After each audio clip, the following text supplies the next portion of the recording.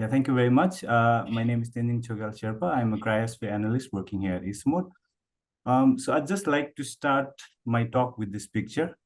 This may look like a normal mountain to many of you. Many of you may not know what this mountain is or will not be very familiar with this mountain. And some of you might have seen this mountain while on your trek to the Everest, because this is the first mountain that you would see while you're making your journey up to the Everest Base Camp. And this mountain is called Mount Kongde, and it lies just on the south side of Namche Bazar. So Namche Bazar is my hometown. It lies at an altitude of 3,500 meters above sea level. And for the people here, this mountain is what we've seen from our childhood, from our adulthood, and the moment we die as well. Because our village itself is shaped in a way that is perched up to just view this mountain. Now, why I bring up this mountain is because just a week ago, I was up in my village for festival celebrations, and amidst the celebrations with my colleagues, my friends, my families, and relatives, everybody, like some of them started to go out and then look outside the window on the terraces, and then everybody looked quite concerned. So naturally, I myself was also curious to see what was going on outside. And the view outside was quite ominous. So this is the same mountain. This was just a week ago that I saw. If you look at the changes in the before picture, and now you'll see that this mountain now has no snow. Literally no snow. It's just bare rocks. And even the waterfalls and the streams that used to derive from this mountain is now dried up. It speaks a lot, because I don't need to elucidate more on this, because the picture itself says a lot, and the local people also felt this quite a lot. I myself saw this changes in this mountain. I asked my elders, because snow is so dynamic, because snow has this strong seasonality, that you have less snow and higher snow during the seasons. And I asked my elders that, is this the first time you've seen the snow like that? So that they said yes, and it is very concerning. And they had this thought like, why is this happening? Does this mean that this is a bad sign? Is it a bad sign for the environment? Is it a bad sign for the community? Did we do something? Is it our karma? Like Tashi also mentioned before. So the question is the same. And the answer there is, yes, we do not have anything to do with it. The mountain people have least contributed to these kind of climate change, but the impacts are already being felt in these regions, and specifically in case of snow. So these are just videos showing more close-up videos of literally no snow. You can just see how bare the mountain is. And that brings us to snow, because the topic here is Save Our Snow. I'll just go further into why snow is so important. Snow is the primary ingredient for a glacier. The glacier ice that you see on a glacier is formed from snow, and glaciers are in this consistent balance between how much snowfall they receive and how much melting it experiences. But now we have this scenario where we have warming temperatures, and we have dwindling and lessening snowfall, due to which it's a worst case scenario for the glaciers, and the glaciers are now seeing unprecedented melting at an alarming rate. At the same time, snow itself is very intertwined with mountain livelihood. Mountain livelihood itself has evolved around snow. The way we dress, the way our houses are made, the way our lifestyle has evolved with. So the mountain people have a love and hate relationship with snow. Snow is an integral part of the community.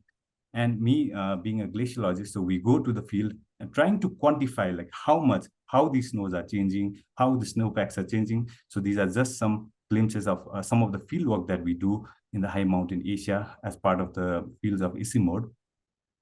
And at the same time, snow is very important to glaciers. So these are just some glimpses of what we do in the field, trying to quantify how much these ice are melting. Just to bring some context, why I bring this up is because somebody saying 3 meters melting, somebody showing you data, figures, and everything is one thing. But actually going to the field, actually seeing these happen with your own eyes gives you a perspective and scale and gravity of the situation. So that is why I wanted to just give you an example. So this is a stake that we just put on, we drill into a glacier like the video I showed before, and we just monitor how much the stake is then exposed as the glacier surface slowly thins down. And just within a year, we saw about 3 meters of melt. That's quite a lot. That's about, if you are in a building right now, that's as the height of your of the whole floor. So that just gives you a context of how much melting is going on, specifically in this high mountain Asia. At the same time, I was also part of an expedition in 2018 where we went to the highest glacier in the world, the glacier that originates from Mount Everest itself. And with the team from University of Leeds and University of Aberystwyth, we drilled into the ice to look at how cold the ice is. But to our surprise, the ice within the glacier was warmer than that of the mean air temperature. But keep in mind, this is all below 0 degrees Celsius. In the Save Our Snow video as well, I was talking about how the glaciers are warming up from the inside, because this means that glaciers are slowly now warming up from the inside, getting to that tipping point that is 0 degrees Celsius. After 0 degrees Celsius is where you will see this phase change from snow to ice. So you might not see these melt right now, but there is a time lag where we might get to this point and this tipping point is crossed, and we might have this drastic melting. And due to that, the evidences are quite visible. And in the high mountain Asia, you can see these glaciers have retreated quite far. These are some of the glaciers from the region. The reason why we monitor glaciers is because these are the most visible symptoms of climate change. Climate change is the disease itself. These changes in the snow, these changes in the glacier, as just the visible symptoms that you see, are just the tip of the iceberg. And the real disease itself is climate change. Unless we tackle the disease itself, just tackling these impacts, these symptoms will not be the solution. But we should not ignore these symptoms, because these symptoms itself have been causing a lot of damage, specifically in the high mountain Asia. So these are some visible evidences. Not much to say here. I think it's quite distinct from these images.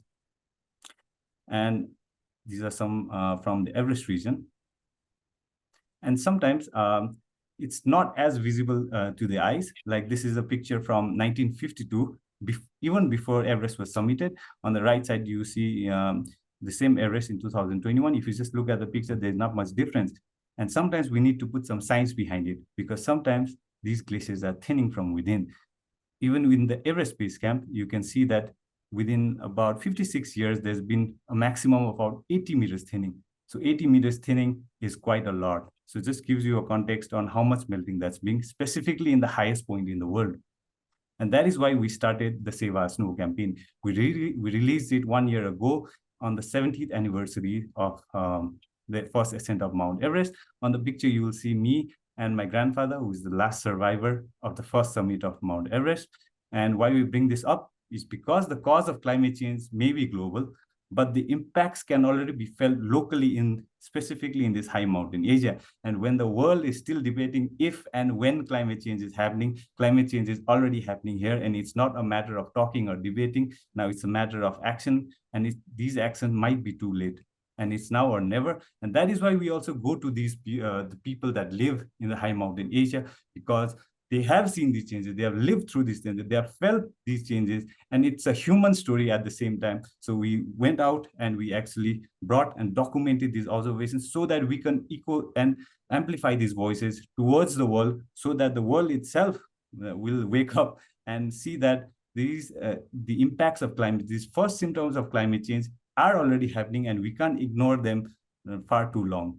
Because at the end of the day, if you are a researcher, student, scientist, practitioner, all of our work should be going towards saving the lives and livelihood of the mountains. Generally, talking about the impacts of all of these black carbon and dust that comes, it would have an impact on the glaciers as well, on the albedo effect, how it darkens the snow and darkens the ice as they deposit. And that has had a lot of impact on the glaciers and the snow. And there are a lot of studies being done trying to quantify how they will impact and how they're impacting the snow. Besides a global effort on the climate change, of course, that is the way to look at the solution. But besides that, we also need to accept that the climate is changing, and then the other way is also to adapt and to mitigate.